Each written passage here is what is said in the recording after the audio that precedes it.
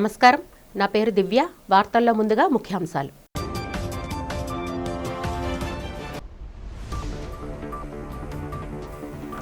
Governor ప్రసంగంతో ప్రారంభమైన AP assembly budget సమావేశాలు. కూటమి పాలనలో రాష్ట్రం అభివృద్ధి సంక్షేమం దిశగా ప్రగతి పదంలో పయనిస్తుందన్న గవర్నర్.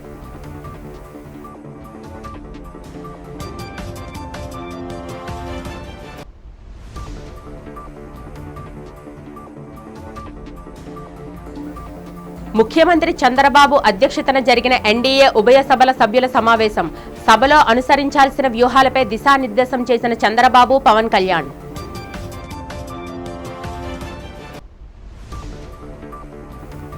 అసెంబ్లీ బడ్జెట్ సమావేశాలకు హాజరైన మాజీ ముఖ్యమంత్రి పులివెందుల ఎమ్మెల్యే వైఎస్ జగన్మోహన్ రెడ్డి. జగన్కు ప్రతిపక్ష హోదా కల్పించాలని, కూటమి హామీలు నెరవేర్చాలని అసెంబ్లీ వద్ద నిరసన వ్యక్తం చేసిన వైసీపీ ఎమ్మెల్యేలు.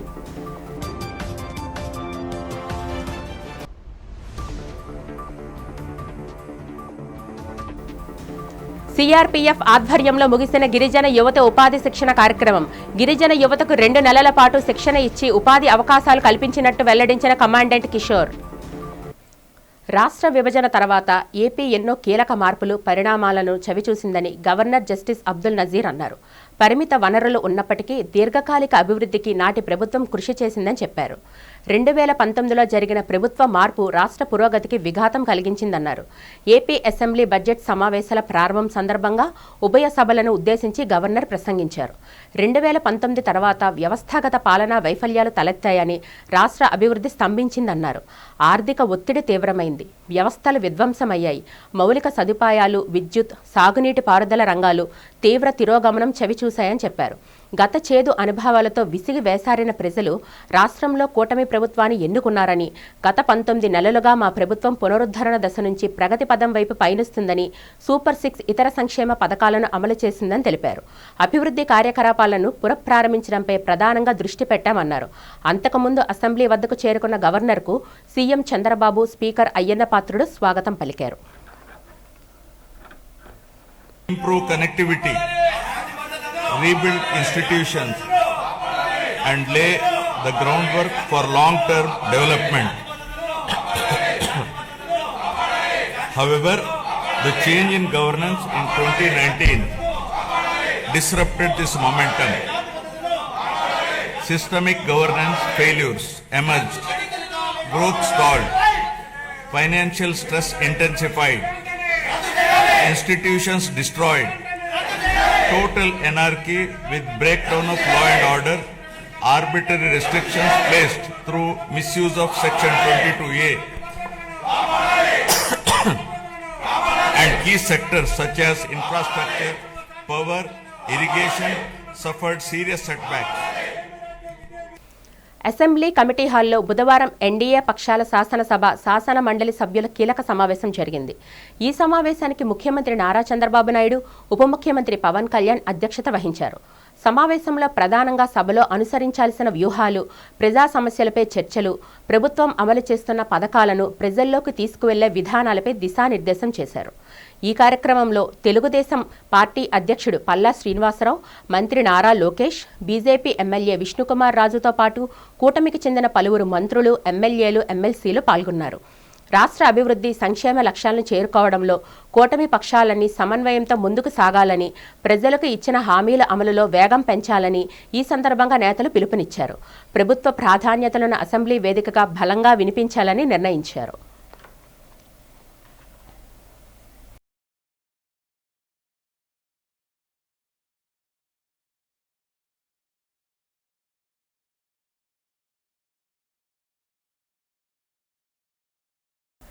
ఏపీ బడ్జెట్ సమావేశాల నేపథ్యంలో కూటమి ప్రజా వ్యతిరేక నిర్ణయాలు, వైఎస్ఆర్సీపీ ప్రధాన ప్రతిపక్ష హోదా ఇవ్వకపోవడంపై వైఎస్ఆర్సీపీ అధినేత వైఎస్ జగన్మోహన్ సహా పార్టీ ఎమ్మెల్యేలు, ఎమ్మెల్సీలు అసెంబ్లీ వద్ద నిరసనలు తెలిపారు. ప్లకార్డులు పట్టుకొని వైఎస్ఆర్సీపీకి ప్రతిపక్ష హోదా ఇవ్వాలని డిమాండ్ చేశారు. కూటమి వ్యతిరేక నినాదాలు చేశారు. ఈ సందర్భంగా కూటమి పార్టీలు ప్రజలను మోసం చేస్తున్నాయని ఆరోపించారు. ప్రజల తరపున ప్రశ్నిస్తామనే కారణంతోనే ప్రతిపక్ష హోదా ఇవ్వడం లేదని మండిపడ్డారు. ప్రజల తరపున గలం విప్పేందుకు ప్రధాన ప్రతిపక్ష హోదా ఇవ్వాల్సిందేనన్నారు. ప్రజల పక్షాన వైఎస్ఆర్సీపీ పోరాటం చేస్తుందని, రాష్ట్ర ప్రజలకు జరుగుతున్న అన్యాయాలపై ఖచ్చితంగా గళం వినిపిస్తామన్నారు.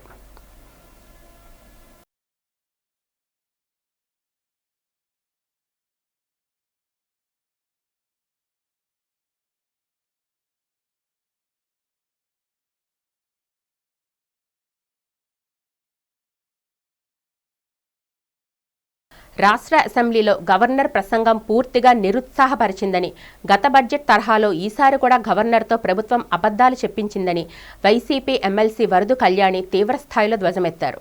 అసెంబ్లీ సమావేశానికి పార్టీ అధినేత జగన్తో పాటు హాజరైన ఆమె అసెంబ్లీ ఆవరణలో మీడియాతో మాట్లాడారు. రాజ్యాంగబద్ధమైన పదవిలో ఉన్న వ్యక్తితో అబద్ధాలు పలికించడం బాధాకరమని పేర్కొన్నారు. 3.2 లక్షల కోట్ల అప్పులు చేసి ఆ నిధులు ఎవరికి పంపిణీ చేశారో ప్రభుత్వం సమాధానం చెప్పాలన్నారు. వైఎస్ జగన్ 5 ఏళ్ల పాలనలో సంక్షేమం స్వర్ణయుగం సాగితే ప్రస్తుత కూటమి ప్రభుత్వంలో అభివృద్ధి, సంక్షేమం రెండూ కనుమరుగయ్యాయన్నారు. రాష్ట్రంలో మహిళా సాధికారత కొరవడింది. చివరకు సంక్షేమ హాస్టల్లో అశ్లీల నృత్యాలు చేయిస్తున్న ప్రభుత్వం పట్టించుకోవడం లేదన్నారు. రైతులకు గిట్టుబాటు ధర కల్పించడంలో ప్రభుత్వం విఫలమైందన్నారు. ప్రభుత్వ భూములను కారు చౌకగా తమ వాళ్లకు దోచిపెడుతున్నారని, గీతం సంస్థలకు వేల కోట్ల విలువైన భూములను కట్టబెట్టడం ఇందులో భాగమేనన్నారు. రాష్ట్రంలో జరుగుతున్న ఈ అరాచకాలను గవర్నర్ ప్రసంగంలో ఎందుకు చేర్చలేదని కళ్యాణి ప్రశ్నించారు. ప్రజల తరపున నిలదీస్తామనే భయంతోనే తమకు ప్రతిపక్ష హోదా ఇవ్వడం లేదని మండిపడ్డారు. పూర్తిగా అతని ప్రసంగం ఈ రాష్ట్ర ప్రజల్ని నిరాశపరిచిన పరిస్థితి. ఈ 19 నెలలుగా తెలుగుదేశం పార్టీ అలాగే కూటమిలో ఉన్న ముఖ్యమంత్రి గారు అవ్వచ్చు, ఎమ్మెల్యేలు, మంత్రులు ఏవైతే అబద్ధాలు చెప్తూ ఉన్నారో అవే అబద్ధాలని గవర్నర్ గారితో ఈరోజు చెప్పించారు. అసలు గత 2 బడ్జెట్లో కూడా అబద్ధాలు చెప్పించడమే కాకుండా ఇప్పుడు 3వ బడ్జెట్లో కూడా అదే అబద్ధాలని వల్లి వేయించారు. నిజం చెప్పాలంటే గవర్నర్ గారు కూడా బాధపడుతూ ఉండుంటారు, నాతో ఇలాంటి అబద్ధాలు చదివిస్తున్నారే అనేసి. ఎందుకంటే ఈ రాష్ట్రంలో ఈ 19 నెలలుగా ఇచ్చిన ఏ ఒక్క హామీ అమలు చేయలేదు. ఒక దుష్ట పరిపాలన సాగుతూ ఉండే పరిస్థితి. దాన్ని కప్పిపుచ్చుకోవడం కోసం అత్యున్నత స్థానంలో కూర్చున్న గవర్నర్ గారితో ఇలాంటి అబద్ధాలు చెప్పించడం నిజంగా చాలా బాధాకరం. ఈ రాష్ట్రంలో ఈరోజు తీసుకుంటే ప్రజాస్వామ్యం అనేది లేదు, శాంతి భద్రతలు లేవు, అభివృద్ధి లేదు, సంక్షేమం లేదు, ఉద్యోగాలు లేవు. అలాగే ఉద్యోగస్తులకి ఈరోజు శాంతి లేని పరిస్థితి నెలకొనుంది. ఈ రాష్ట్రంలో ఎవరిని అడిగినా, ఏ ప్రజలను అడిగినా కూడా చెప్తారు ఎలాంటి పాలన సాగుతుంది అని అడిగితే ఈ రాష్ట్రంలో అశాంతి, అప్పులు, అలాగే అక్రమ కేసులు, అశ్లీల నృత్యాలు, అప్రజాస్వామికమైన పాలన సాగుతూ ఉంది. గుంటూరులో రాష్ట్ర బీసీ ఈడబ్ల్యూఎస్ సంక్షేమ శాఖ మంత్రి సవిత పర్యటించారు.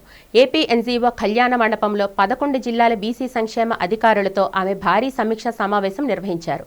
వసతి గృహాల నిర్వహణ, 10వ తరగతి ఫలితాలపై అధికారులకు దిశానిర్దేశం చేశారు. బీసీ హాస్టల్లో విద్యార్థులకు నాణ్యమైన విద్య, భోజనం, వసతి కల్పించడంలో అధికారులు బాధ్యతగా వ్యవహరించాలని మంత్రి సవిత ఆదేశించారు. విధుల్లో నిర్లక్ష్యం వహించే వారిపై వేటు తప్పదని హెచ్చరించారు. గత ప్రభుత్వ హయాంలో 110 కోట్ల బకాయిలను చెల్లించడమే కాకుండా ప్రస్తుతం ఎక్కడా పెండింగ్ లేకుండా డైట్ ఛార్జీలు ఇస్తున్నామని మంత్రి తెలిపారు.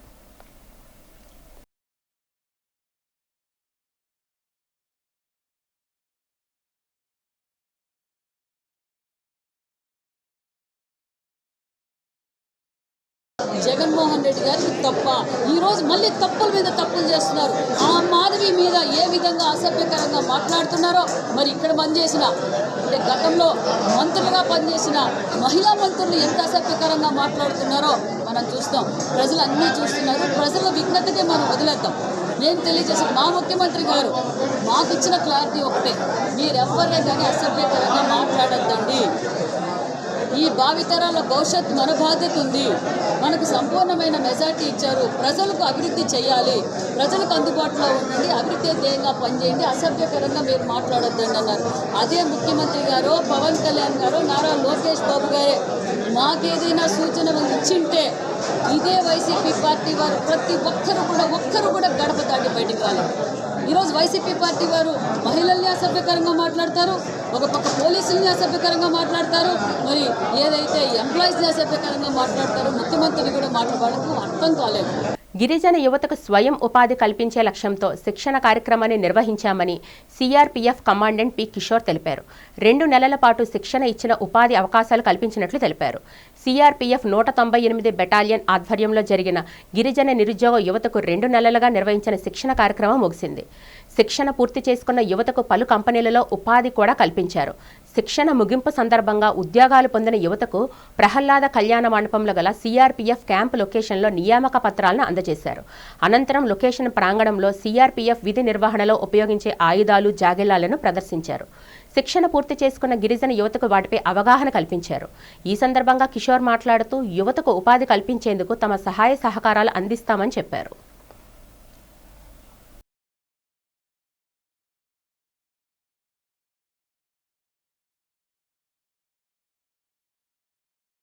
ప్రతి సంవత్సరం జరిగే సివిక్ యాక్షన్ ప్రోగ్రాంలో భాగంగా ఈసారి స్కిల్ డెవలప్మెంట్లో రిమోట్ విలేజెస్ నుంచి ముంచింకుట్టు, పెదబాయిలు, జీమడుగుల, పాడేరు, రోడకోట అలాంటి ఇంకా అరకు, హుక్కుంపేట ఇలాంటి రిమోట్ ప్లేసెస్లో చదువుకున్న అన్ఎంప్లాయ్మెంట్ ఉన్న విద్యార్థుల్ని మేము సెలెక్ట్ చేసి స్కిల్ డెవలప్మెంట్ ప్రోగ్రాంలో భాగంగా ఒక 45 మందిని 2 నెలలు అకుంఠిత ఇదితోటి ట్రైన్ చేసి ఈవేళ వాళ్ళందరికీ ఉద్యోగాలు వచ్చేలాగా 12,000 నుంచి 25,000 వరకు వచ్చేలాగా ఉపాధ్యాయ వాళ్ళకి స్కిల్ సిఎంఎస్ ల్యాబ్ తరఫున మేము ట్రైనింగ్ ఇచ్చాము.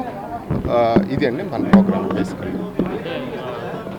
ఇందులో ట్రైనింగ్లో భాగంగా వీళ్ళకి ఐటీ స్కిల్స్, హ్యూమన్ రిలేషన్, మానవీయ బంధాలు, సంబంధాలు, ఈ అసిస్టెంట్ దేంట్లో నా ఆఫీస్ అసిస్టెంట్గా డిమార్ట్ ఇట్లాంటి వీటిలో సిఎంఎస్ ల్యాబ్ వారు వాళ్ళకి ట్రైనింగ్ ఇచ్చి వాళ్ళకి ఉద్యోగం వచ్చేలాగా చూశారు. ఫస్ట్లో అయితే పిల్లల నుంచి వాళ్ళ తల్లిదండ్రుల నుంచి రెసిస్టెన్స్ ఉంది. ఎందుకంటే అంత రిమోట్ విలేజెస్ నుంచి కిందకి విశాఖపట్నంకి వచ్చిన ఈ 45 మందిలో 30 మంది విద్యార్థులు వీళ్ళైతే ఫస్ట్ టైం వచ్చిన వాళ్ళు. ఇక్కడ 2 నెలలు ఇక్కడ ఉండడం ఫస్ట్ 1 వీక్, సెకండ్ వీక్ మాకు చాలా కష్టం అనిపించింది. స్లోగా వాళ్ళ ఈ పద్ధతులు ఇవన్నీ అలవాటు చేసుకున్నాక వాళ్ళకి జీవితం వైపు ఒక అవగాహన వచ్చాక జీవితంలో ఏదో ఒకటి అవ్వాలన్న ఉద్దేశంతో వాళ్ళ స్కిల్స్ నేర్చుకుని ప్రతి 45 మంది వాళ్ళు ఉద్యోగం, జీవనోపాధికి వాళ్ళే మనోధైర్యంతో సంపాదించుకోగలిగారు. East Coast Railway Shramik Congress ఆధ్వర్యంలో యూనియన్ కార్యాలయంలో మెగా రక్తదాన శిబిరం జరిగింది. ఈ శిబిరంలో మెన్స్ కాంగ్రెస్ నేతలు, రైల్వే ఉద్యోగులు స్వచ్ఛందంగా రక్తదానం చేశారు. ఈ కార్యక్రమానికి ముఖ్య అతిథిగా వాల్తేరు డివిజన్ డిఆర్ఎం లలిత్ బొహ్రా హాజరయ్యారు. ఈ సందర్భంగా ఆయన మాట్లాడుతూ ఉద్యోగులు తమ విధులతో పాటు సామాజిక కార్యక్రమాలు నిర్వహించడం అభినందనీయమన్నారు. East Coast Railway Shramik Congress నేతలు సంపత్ సాహు మాట్లాడుతూ రక్తపు కొరత సమస్యను తీర్చేందుకే ఈ శిబిరాన్ని ఏర్పాటు చేశామన్నారు. ఈ శిబిరానికి మంచి స్పందన వచ్చిందని, పలువురు స్వచ్ఛందంగా ముందుకు వచ్చారని, రక్తదానం చేశారని తెలిపారు. AS Raja blood donation camp and our CMS is also there.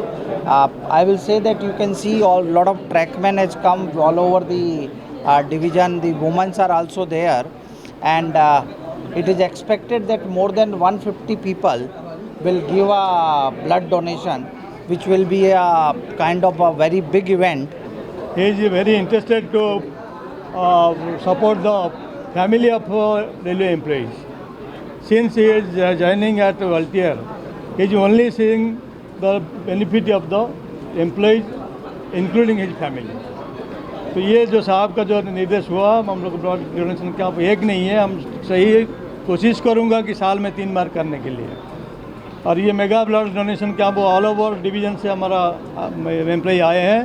ज़्यादा ट्रैक मेंटेनर भाई लोग आए हैं कि इन लोग को जो कष्ट कर रहे हैं, इन लोग को कैंसर बीमारी हो रहा है. ఈ రోజున East Coast Railway Shramik Congress ఈ మెగా బ్లడ్ డొనేషన్ క్యాంప్ని ఆర్గనైజ్ చేయడం జరిగింది.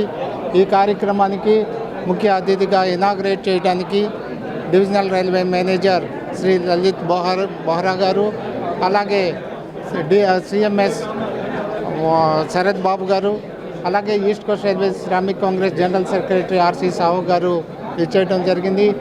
ఈ కార్యక్రమం అనేది East Coast Railway Shramik Congress ప్రతి సంవత్సరం కూడా 3 సార్లు చేయడానికి మేము నిర్ణయించుకున్నాం. ఈ కార్యక్రమం చాలా ఉపయోగకరమైన విషయంగానే ఆర్గనైజేషన్ కూడా దీన్ని మంచి కార్యక్రమంగా ఎంచుకోవడం జరిగింది. గోపాలపట్నం జిల్లా పరిషత్ ఉన్నత పాఠశాల ఇండోర్ స్టేడియంలో 5వ రాష్ట్ర స్థాయి సిట్టింగ్ పారా వాలీబాల్ పోటీలు బుధవారం ఘనంగా ప్రారంభమయ్యాయి. పారా వాలీబాల్ అసోసియేషన్ ఆఫ్ ఆంధ్రప్రదేశ్ ఆధ్వర్యంలో బోడపాటి శివదత్ అధ్యక్షతన నిర్వహించిన ఈ ప్రారంభోత్సవ కార్యక్రమానికి పెందుర్తి నియోజకవర్గ ఎమ్మెల్యే పంచకర్ల రమేష్ బాబు, జనసేన నాయకులు బెహరా భాస్కర్రావు, అసోసియేషన్ అధ్యక్షుడు గంటల కోటేశ్వరరావు ముఖ్య అతిథులుగా హాజరై పోటీలను ప్రారంభించారు. ఈ సందర్భంగా వారు మాట్లాడుతూ రాష్ట్ర వ్యాప్తంగా వివిధ జిల్లాల నుంచి 100 మందికి పైగా మహిళా, పురుష, వికలాంగ క్రీడాకారులు ఈ పోటీల్లో పాల్గొనడం అభినందనీయమన్నారు. వికలాంగుల్లో దాగి ఉన్న క్రీడా నైపుణ్యాన్ని వెలికితీసి వారిని జాతీయ స్థాయికి తీసుకెళ్లడమే ఈ పోటీల ప్రధాన ఉద్దేశమని పేర్కొన్నారు. ముఖ్యమంత్రి చంద్రబాబు నాయుడు క్రీడాకారులకు అండగా ఉంటూ మెరుగైన అవకాశాలు కల్పిస్తున్నారని వారు తెలిపారు.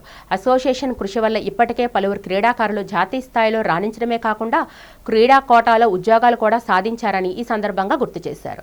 క్రీడలు వికలాంగుల్లో ఆత్మవిశ్వాసాన్ని నింపుతాయని వారు కొనియాడారు.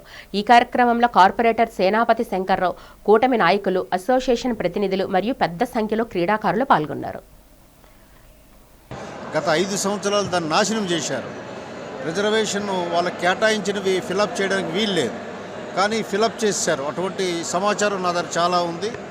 వీటన్నిటి దృష్ట్యా మానసిక ఉల్లాసం ఇచ్చిన ఈ స్పోర్ట్స్లో వాళ్ళు భాగస్వాములు అవడం, 5 రాష్ట్రాల నుంచి ఇక్కడ రావడం, దానికి విశాఖపట్నం వేదిక కావడం చాలా సంతోషం. శివదత్ గారి ఆధ్వర్యంలో స్టేట్ అసోసియేషన్ ప్రెసిడెంట్ కోటేశ్వరరావు గారు, పెద్దలు స్థానిక నాయకులు బెహరా భాస్కర్రావు గారు కూడా వారిని ఈ కార్యక్రమంలో వారు పార్టిసిపేషనే కాకుండా అన్ని రకాలుగా వాళ్ళకి సపోర్ట్గా నిలిచినందుకు, అన్ని రకాలుగా అంటే వాళ్ళకి కావాల్సిన హంగామా కానీ డబ్బులు కానీ ఈ కార్యక్రమం జరగటంలో వారు కూడా సహాయ సహకారాల నుంచి మనస్ఫూర్తిగా అభినందిస్తూ, వికలాంగులు అనే దీనిలోంచి వాళ్ళు బయటికి రావాలి అని, వికలాంగత దేనికి కూడా లోపం కాదు అని చెప్పి వాళ్ళు క్రీడల్లో ప్రోత్సహిస్తే వాళ్ళు కూడా సమాజంలో అందరితో సమానంగా భావిస్తారన్న ఒక సంకల్పంతో ప్రభుత్వం ప్రోత్సహిస్తూ ఉంది. ఒక మంచి కార్యక్రమం. ఎవరైతే మానసికంగా కాకపోయినా కనీసం శారీరకంగా ఏదైనా ఇబ్బంది ఉంటే వాళ్ళ ఇబ్బంది ఎక్కడా కూడా వాళ్ళకి కనబడకుండా ఉండాలి అని అంటే వాళ్ళని స్పోర్ట్స్ విషయంలో ప్రోత్సహించాలని ఒక సంకల్పంతో ప్రభుత్వం ఏ విధంగా అయితే ముందుకు తీసుకెళ్తుందో దాన్ని ఆచరణలో పెట్టడానికి శివదత్ గారు వారి టీం కూడా బాగా కృషి చేసి ఇక్కడ అనేక జిల్లాల నుంచి ఇక్కడ యువకుల్ని ఇక్కడ గ్యాదర్ చేసి దాదాపుగా ఒక 30 మందికి ఉద్యోగాలు కూడా రావడం జరిగింది.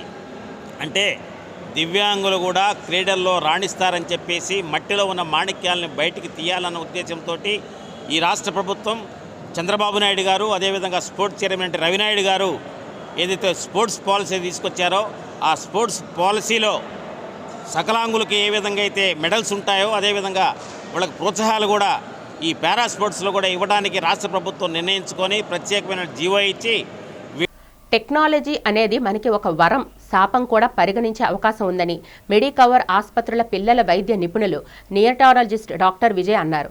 మనము టెక్నాలజీని సరైన రీతిలో వినియోగించుకుంటే వరంగాను, దుర్వినియోగం చేస్తే శాపంగా మారుతుందన్నారు.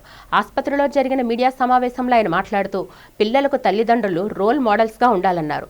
పిల్లలతో ప్రతిరోజు కొంత సమయం కేటాయిస్తూ వారి సాధక బాధలను తెలుసుకోవాలని సూచించారు. ఇటీవల కాలంలో కొన్ని ఎలక్ట్రానిక్స్ పరికరాలకు పిల్లలు బానిసలవుతున్నారని ఆవేదన వ్యక్తం చేశారు. ఈ నేపథ్యంలో తల్లిదండ్రులు వాటి వినియోగానికి పూర్తి స్వేచ్ఛ ఇవ్వడం గానీ నిషేధించడం చేయకూడదన్నారు. పిల్లలు వాడే పరికరాలు ఎప్పటికప్పుడు గమనిస్తూ ఉండాలని డాక్టర్ విజయ్ సూచించారు. కోవిడ్ అనంతరం పిల్లలు కొన్ని ఎలక్ట్రానిక్ పరికరాలను విచ్చలవిడిగా వినియోగించడం అధికమైందన్నారు. అధిక వినియోగం పిల్లలపై తీవ్ర దుష్పరిణామాలు చూపే ప్రమాదం ఉందని హెచ్చరించారు. ఇవాళ పేరెంటింగ్ గురించి కొన్ని ఇంపార్టెంట్ ఆస్పెక్ట్స్ చెప్తాను. సో రీసెంట్గా మనం గజియాబాద్లో ఒక ఇన్సిడెంట్ చూసాం. అంటే 3 సిస్టర్స్, అంటే teenage sisters 12 years, 14 years and 16 years, వాళ్ళు ఏంటంటే వాళ్ళ అపార్ట్మెంట్ కాంప్లెక్స్ నుంచి అంటే 9th floor నుంచి వాళ్ళు సూసైడ్ చేసుకున్నారు. సో దానికి అంటే ఇమీడియట్గా మనకు తెలిసిన రీజన్ ఏంటంటే పేరెంట్స్ వాళ్ళ ఫోన్ యూసేజ్ అంటే అబ్రప్ట్గా అంటే సడన్గా స్టాప్ చేసేయడం వల్ల. సో అంటే investigation is still going on, but ఇంకా ఫర్దర్ చాలా రీజన్స్ ఉన్నాయి దానికి, అంటే వాళ్ళ సూసైడ్కి. సో ఎందుకు అంత సిచ్యువేషన్ వచ్చింది అంటే అంత ఎక్సెస్ యూసేజ్, అంత డిజిటల్ ఎక్స్పోజర్ అనేది పిల్లల మీద చాలా ఇంపాక్ట్ ఉంటుంది. So it's not just simple phone, simple device కాదు. దానివల్ల పిల్లల బ్రెయిన్స్ మీద, దట్ టు డెవలపింగ్ బ్రెయిన్స్ మీద, అంటే సాధారణంగా ఏంటంటే పిల్లల బ్రెయిన్ అనేది first 2 yearsలో 90% of the brain growth అనేది ఉంటుంది. సో అలాంటి డెవలపింగ్ బ్రెయిన్స్ మీద మీడియా ఇంపాక్ట్, లేకపోతే ఈ గ్యాడ్జెట్స్ టెక్నాలజీ ఇంపాక్ట్ అనేది పాజిటివ్ ఇంపాక్ట్ ఏమో కానీ నెగిటివ్ ఇంపాక్ట్ అయితే చాలా ఉంటుంది. శ్రీ నీలమాంబ అమ్మవారి ఆశీస్సులతో ప్రజలందరూ సుఖ సంతోషాలతో ఉండాలని ఎన్టీఆర్ వైద్య సేవా ట్రస్ట్ చైర్మన్, విశాఖ దక్షిణ నియోజకవర్గం టీడీపీ ఇన్ఛార్జ్ సీతంరాజు సుధాకర్ ఆకాంక్షించారు. 36వ వార్డులో వేంచేసిన శ్రీ నీలమాంబ అమ్మవారి 44వ వార్షిక మహోత్సవంలో ఆయన ముఖ్య అతిథిగా పాల్గొన్నారు. ముందుగా సీతంరాజు సుధాకర్ అమ్మవారిని దర్శించుకొని పూజలు నిర్వహించారు. అనంతరం భక్తులకు ప్రసాదాన్ని పంపిణీ చేసి సాంస్కృతిక కార్యక్రమాలు వీక్షించారు. ఈ సందర్భంగా ఆయన మాట్లాడుతూ ప్రజల అభ్యున్నతి సంక్షేమమే కూటమి ప్రభుత్వ లక్ష్యమని స్పష్టం చేశారు. ప్రజలకు ఎటువంటి సహాయ సహకారాలు అందించేందుకైనా తాను ఎప్పుడూ అందుబాటులో ఉంటానని భరోసా ఇచ్చారు. ప్రజలందరూ ఆధ్యాత్మిక చింతనతో సేవాభావంతో మెలగాలని సీతంరాజు సుధాకర్ సూచించారు. ఈ కార్యక్రమంలో స్థానిక టీడీపీ నాయకులు, ఆలయం కమిటీ ప్రతినిధులు, భక్తులు పాల్గొన్నారు.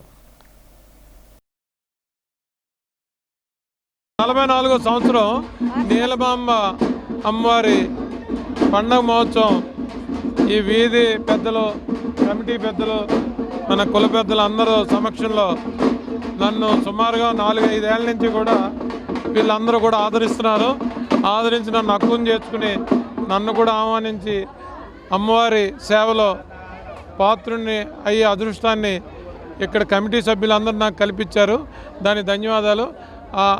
మా తల్లి నీలమాంబ ఆశీస్సులు ఈ గ్రామం పట్ల, దక్షిణ నియోజకవర్గం పట్ల, 36వ వార్డు పట్ల తల్లి ఆశీస్సులు ఉండాలని, మళ్ళీ మా నాయకుడు చంద్రబాబు నాయుడు గారికి మంచి జరగాలని, ఈ కూటమి పాలనలో మా సభ్యులందరూ కూడా కార్పొరేటర్, లోకల్ బాడీ ఎలక్షన్లో మంచిగా అందరికీ మంచి జరగాలని కోరుకుంటూ మీ అందరి ఆశీస్సులతో 36వ వార్డులో రంగరీజ్ వీధిలో అమ్మవారిని సుమారు 44 సంవత్సరాల నుంచి పరిస్థితి జరుగుతుంది.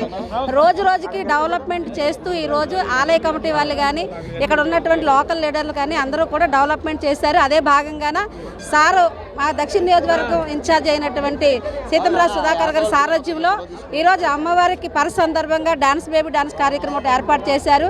ఆయన ఈ రోజు కాదు, లాస్ట్ ఇయర్ కూడా అన్నదానంకి ఇచ్చారు. అంటే ప్రతిసారి కూడా ఎప్పుడో నేనున్నాను అంటే ఎవరికైనా ఇలాగ హెల్ప్ కావాలంటే ఇమ్మీడియట్గా స్పందించినటువంటి వ్యక్తి సీతంరాజు సుధాకర్ అన్న. మరి అందరూ కూడా 36వ వార్డులో ఉన్నటువంటి అందరి ప్రజలందరికీ కూడా అమ్మవారి ఆశీస్సులు ఎల్లవేళ ఉండాలని.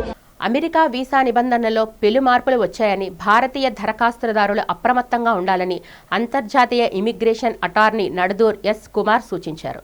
మంగళవారం బీచ్ రోడ్లో ఓ హోటల్లో నిర్వహించిన మీడియా సమావేశంలో ఆయన మాట్లాడారు. కఠిన తనిఖీల వల్ల ఈ ఏడాది F1 వీసాల్లో 50% తగ్గుదల నమోదైంది. చిన్నపాటి నేరాలు కూడా వీసా నిరాకరణకు కారణమవుతుందన్నారు. విదేశాల్లో వీసా పొందేందుకు ఎంప్లాయర్స్ $1,00,000 చెల్లించాల్సి ఉంటుంది. గ్రీన్ కార్డు కోసం 20 ఏళ్ల నిరీక్షణ తప్పడం లేదన్నారు. $8 లక్షల పెట్టుబడితో కూడిన EB-5 investor programme green card పొందడానికి వేగవంతమైన మార్గమని ఆయన తెలిపారు. అమెరికాలో ఉండేవారికి 5 నెలల్లో పని అనుమతి లభిస్తుందని పేర్కొన్నారు. టెక్స్టైల్ ఎగుమతిదారులు అమెరికాలో వ్యాపారం ప్రారంభించేందుకు కోటాలు లేని L1 వీసాలు ఉత్తమమని సూచించారు. ఈ ట్రిప్పు 5 స్టేట్స్కి వెళ్తున్నాను. Already I completed. అక్కడ 3 ప్రజెంటేషన్స్ అయిపోయినాయి. విశాఖపట్నం మొట్టమొదటిసారిగా వస్తున్నాను ఇక్కడ. Because Visakhapatnam is going to be a growing city and with the kind of investments that are going on, I think this is the best time for me to come and speak to you. కాబట్టి ఈ EB-5 అనే programme investment ద్వారా ఒక $800,000 invest చేయడం వల్ల మీకు green card ఇమీడియట్గా 2 years లోపల దొరికిపోతుంది. రెండోది 5 నెలలు అక్కడ ఒకవేళ మీరు అక్కడ ఉన్నారనుకోండి, 5 నెలల్లోనే మీకు ఎంప్లాయ్మెంట్ అథరైజేషన్ దొరికిపోతుంది. ఆ ఎంప్లాయ్మెంట్ అథరైజేషన్ పొందడం వల్ల మీకు ఏ విధమైన జాబ్ చేసుకోవచ్చు. మీరు మీ ఓన్ కంపెనీ కూడా స్టార్ట్ చేసుకోవచ్చు. రెండోది మీకు అక్కడ ఒక పర్మిషన్ ఇచ్చేస్తారు. మీరు అప్లై చేయగానే ఒకవేళ యూఎస్లో ఉంటే ఆ పర్మిషన్ తీసుకొని మీరు కాన్సులేట్కి పోవలసిన అవసరం ఉండదు. దాని తర్వాత మహాశివరాత్రిని పురస్కరించుకొని పారమ్మకొండ దేవాలయంకు విచ్చేసే భక్తులకు ఎలాంటి అసౌకర్యం లేకుండా పటిష్టమైన చర్యలు తీసుకోవాలని పార్వతీపురం మన్యం జిల్లా కలెక్టర్ ఎన్ ప్రభాకర్ రెడ్డి సంబంధిత అధికారులను ఆదేశించారు. ఈ సందర్భంగా పారమ్మకొండ దేవాలయాన్ని సందర్శించి అనంతరం క్షేత్ర పరిసరాల్లో పారిశుద్ధ్య పనులను వేగవంతం చేయాలని, భక్తులకు త్రాగునీటి సౌకర్యం కల్పించాలని సూచించారు. క్యూ లైన్లు క్రమబద్ధీకరణ, భద్రతా ఏర్పాట్లపై ప్రత్యేక దృష్టి సారించాలని తెలిపారు. భక్తులు భక్తి శ్రద్ధలతో దర్శనం చేసుకుని ఆనందంగా ఇంటికి చేరుకునేలా చూడాలని అధికారులకు స్పష్టమైన ఆదేశాలను జారీ చేశారు.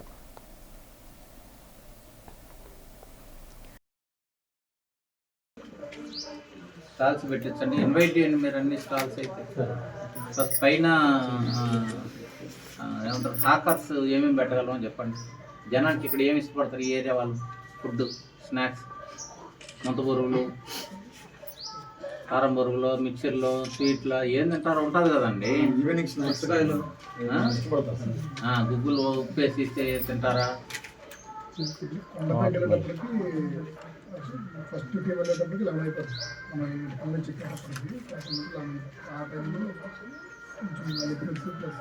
ఓకే, కూల్ డ్రింక్స్ పెట్టించండి పైన. సో లెమన్ జ్యూస్ అమ్మించండి, డబ్బా నీట్గా కలిపించి ఒక గ్లాస్ 5 రూపాయలు నామినల్ రేట్కి ఇవ్వండి. పెట్టించండి, డబ్బా మోసుకెళ్ళేవాడు ఉన్నాడు వాడిని పెట్టుకెళ్ళండి. వాటర్ మిలన్ దొరుకుతుంది, పెట్టించండి పైన. ఫ్రూట్స్ కూడా ఎంత మంచిగా సార్, ఫ్రూట్స్ కూడా ఏర్పాటు చేసి ఫ్రూట్స్ పెట్టించండి. ఫ్రూట్స్, వెజిటబుల్స్ కూడా కోతులు ఏమైనా ఉంటాయి పైన? హనుమంతులు ఉన్నాయి సార్. సరే, చిన్నదే కదా, హ్యాకరే కదా. హ్యాకర్ అంటే తెలుసు కదా, వెనక్కి మోసుకెళ్ళగలిగేది లేదు, నెత్తిని పెట్టగలిగేది. అవి పెట్టించండి. తమ స్థలానికి, తమ ప్రాణాలకి రక్షణ కల్పించి మాకు న్యాయం చేయండి అంటూ చెనగంటాడకు చెందిన భూ బాధితురాలు మురబాక అనురాధ ఆవేదన వ్యక్తం చేశారు. మంగళవారం ఆమె తన నివాసంలో ఏర్పాటు చేసిన మీడియా సమావేశంలో కబ్జాదారుల నుంచి ఎదుర్కొంటున్న వేధింపులను వివరించారు.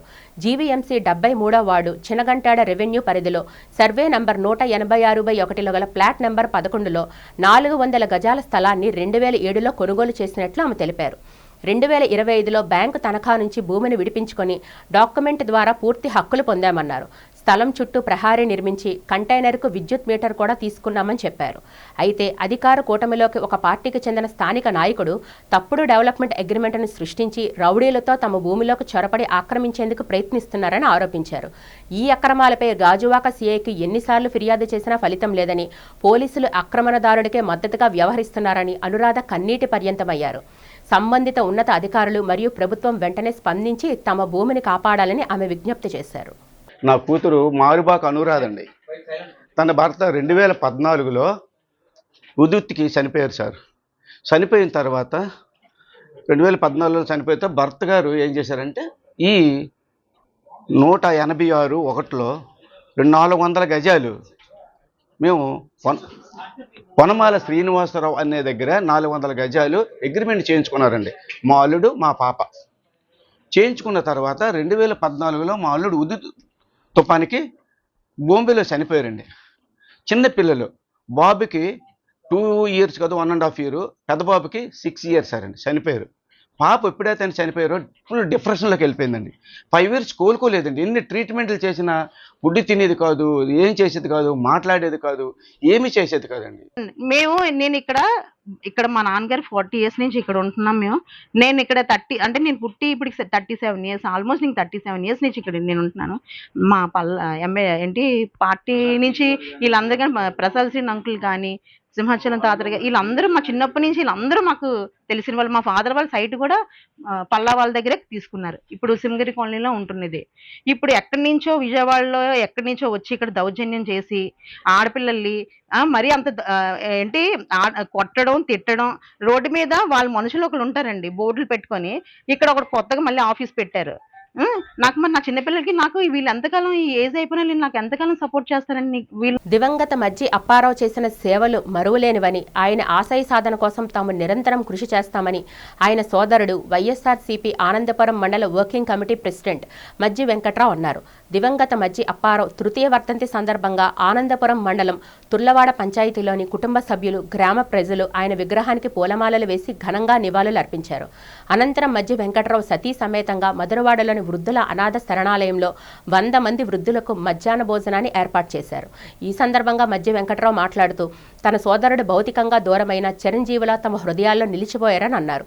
ఆయన లేని లోటు ఎన్నటికీ పోడ్చలేదని కుటుంబ సభ్యులు పేర్కొన్నారు. గ్రామాభివృద్ధి, ప్రజల సంక్షేమం కోసం అన్నదమ్ములు ఇద్దరూ ఎల్లప్పుడూ ముందుండేవారని గ్రామ ప్రజలు ఈ సందర్భంగా గుర్తు చేసుకున్నారు. ఈ కార్యక్రమంలో ఆనందపురం మండలం ఎంపీపీ డాక్టర్ మజ్జి శారదా ప్రియాంక, తుర్లవాడ సర్పంచ్ నాయుడు, బాలి అప్పలరాజు, బాలి వెంకటరాజు, వాండ్రసి రవికుమార్, అభిమానులు తదితరులు పాల్గొన్నారు. ఆ సోదరుడు తృతీయ వర్ధంతి సందర్భంగా ఈ 3 సంవత్సరాల నుంచి మా గ్రామాల్లో అనేక కార్యక్రమాలు చేస్తున్నాం. అదేవిధంగా ఈ సంవత్సరం కూడా మా గ్రామంలో కొన్ని కార్యక్రమాలు చేస్తూ ఈ మధురవాడ వృద్ధుల ఆశ్రమంకి వచ్చి కొంచెం సేవ చేయాలనే ఉద్దేశం మీద వచ్చి ఇక్కడ సేవ చేసాం. మరి మా తమ్ముడు తాలూకా మా సోదరు తాలూకా ముఖ్య ఉద్దేశం మరి ఆయన యాక్టివ్గా పాల్గొని విద్యార్థులు కొంతమందిని చదివించడం, మరి విద్యను కానీ క్రీడలకి ప్రోత్సహించడం అనేక కార్యక్రమాలు చేసేవాడు. ఈనాడు మా చిన్నాన్నగారు మధ్య అప్పారావు గారి యొక్క తృతీయ వర్ధంతి సందర్భంగా మనం ఇక్కడ మధురవాడలో ఈ వృద్ధాశ్రమంలో మధ్యాహ్న భోజనం అన్నదానం ఏర్పాటు చేయడం జరిగింది.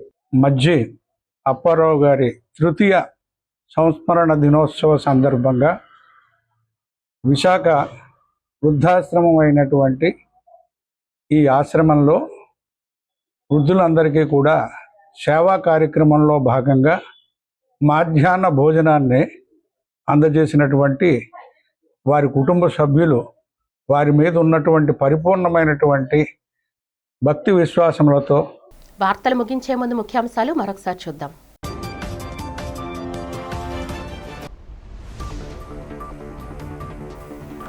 గవర్నర్ ప్రసంగంతో ప్రారంభమైన ఏపీ అసెంబ్లీ బడ్జెట్ సమావేశాలు. కూటమి పాలనలో రాష్ట్రం అభివృద్ధి సంక్షేమం దిశగా ప్రగతి పదంలో పయనిస్తుందన్న గవర్నర్.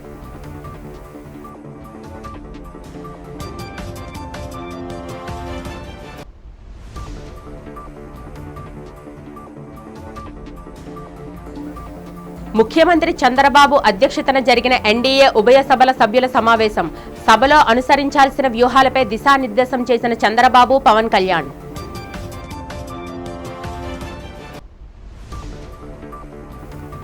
అసెంబ్లీ బడ్జెట్ సమావేశాలకు హాజరైన మాజీ ముఖ్యమంత్రి పులివెందుల ఎమ్మెల్యే వైఎస్ జగన్మోహన్ రెడ్డి. జగన్కు ప్రతిపక్ష హోదా కల్పించాలని, కూటమి హామీలు నెరవేర్చాలని అసెంబ్లీ వద్ద నిరసన వ్యక్తం చేసిన వైసీపీ ఎమ్మెల్యేలు.